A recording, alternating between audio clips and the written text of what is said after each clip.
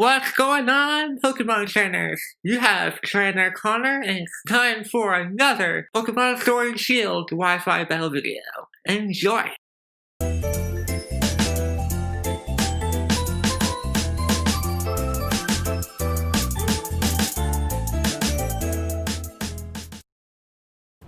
Welcome to my 8th battle in Sword and Shield, everybody. Happy Friday. I hope you guys are doing just fine. I'm doing great. It's almost the weekend, so let's have it. Now, I am testing out a new team in this battle. I'm facing off against my former roommate, actually, Coolball98, aka BlackKnight, on Discord. If you want to follow him on there, I'll put his @name in the description so you can add him on Discord. That is if you desire, but you know, it is what it is. And I'm actually going to be doing a friendly battle, so this isn't a competitive match. If you're looking for a competitive match, you're not going to find it here. But I am testing out a Terracosta team, and this is a rough draft, I should say. So I'm going to switch out some team members along the way for the next fight, and vice versa. So I'm using Lockstrom, the Terracosta, with the White Herb, and also my Rotom Mo with leftovers. Good synergy there. Magmortar, Dragon Slayer, the Hydreigon, Straya, my shiny Corviknight, and of course Nailstick to set up screens. So yeah, it's a nice rough draft. You can see that my opponent has all 3 Pokemon that are just purely water types, so yeah, he's still learning the competitive field a little bit, so it's my job to teach him. I think he's getting better at it. Anyways though, without wasting your time, let's dive into the match. So he starts off with Suicune. I start out with Meowstic, and I go for the Life Screen on turn 1 because I'm afraid of a Scald or a Surf or a special attack of that nature, and he just pulls off a physical move in the form of Liquidation. So I can set up another screen, and that is Reflect. So I have both screens up with the Light Clay. That's going to boost it up to 8 turns, now 7, so that's awesome. So he keeps going for the Liquidation. I saw that he has Hydro Pump also, so expecting him to do that again, I just go into Rotom Mo with the screens up, and the fact that I resist it, that's not going to do very much. Now here I was expecting him to switch out, and I apparently was wrong. So I just go into Dragon Slayer, my Hydreigon, and he goes for extra sensory. So I wasn't expecting that, but you know, it is what it is. This is, of course, my Nasty Plot set on Hydreigon. I go for the Nasty Plot as he brings in Savali, and I see that he is a Dragon set. Or I guess you could say that it's a dragon typing. And that's okay because I'm faster than it. Plus 2 boosted by the Nasty Plot. It's going to one-shot it. I have a Life Orb on this Hydreigon also. Now here's a Pokemon that I really don't want to face right now, and that is Urshifu. I didn't know if he was going to Dynamax or Gigantamax, but he just goes for the close combat. And that's fine by me because I go into Meowstic. And Meowstic is going to set up the screens a little bit here, or in a little bit here, I should say.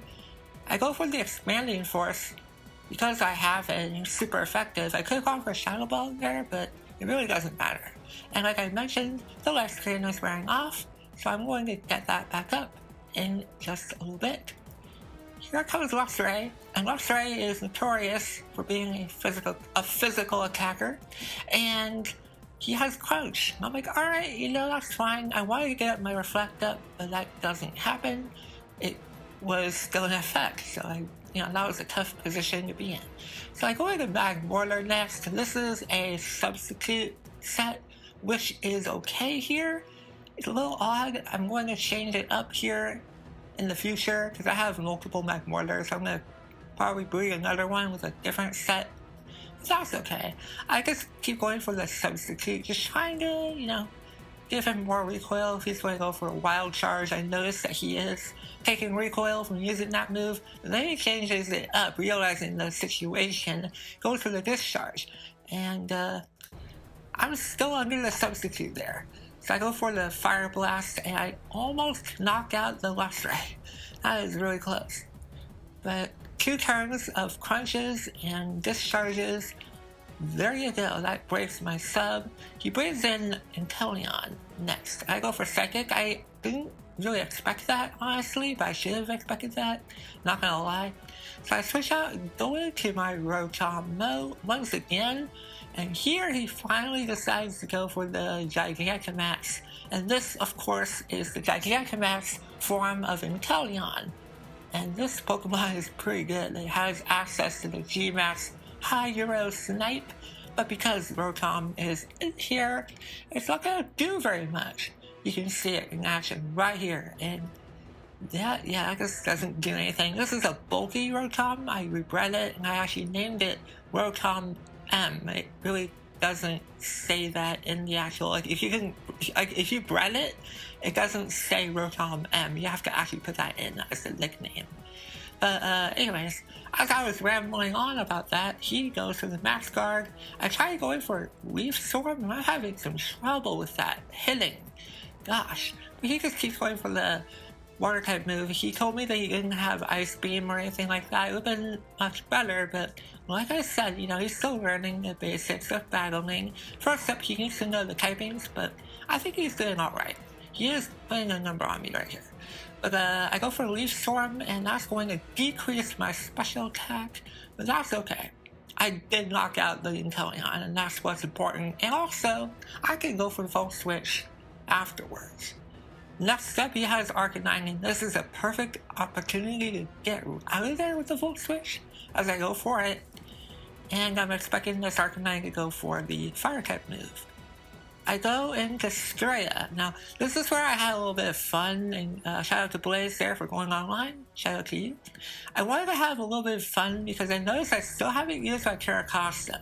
So while this was a dumb play, or a couple of plays that were dumb, going to Straya like that, this would give me an opportunity to somewhat use Straya a little bit, and then sacrifice it. This way I can get a free switch in to Terracosta, who will have the opportunity to go for a Shell Smash with the White Herb intact. So I go into Lockstrom the Terracosta now, and this is what I'm talking about. I know he has Suicune available, but if I could get a couple of Shell Smashes here, like I do right here, this will be no problem.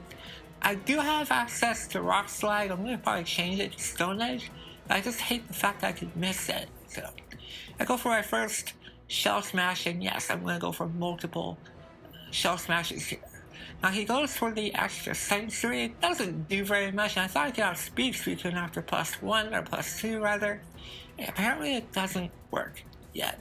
So I'm going to go for yet another Shell Smash, and I'm like, yeah, I'm going to go for it again, because I can, and there's really nothing that Suicune is going to do much damage. Like, if that's all he's got, extra sensory and Hydro Pump, it's not going to do very much. So I go for Rock Slide again. I'm going to use it for a little bit and then maybe change it up so I can utilize Stone Edge if I end up not missing it in the future, because I have bad luck with that move. Unfortunately, since I have the Shell Smash boost, the Luxray has, it's not just Luxray, he has that Intimidate, and he has Arcanine as well as Intimidate. And I'm like, no, because then my attack is now at neutral. That means I have to set up another Shell Smash or two to get back to where I was before. But that's okay, because, Waterfall is super effective, and that is going to be the end of that battle. So that was a very fast match, but I had fun with it. I hope you guys enjoyed it. If you end up enjoying it, be sure to give me a like and subscribe if you're browsing with you. You just happen to be upon this video. It means a lot, so have a good day.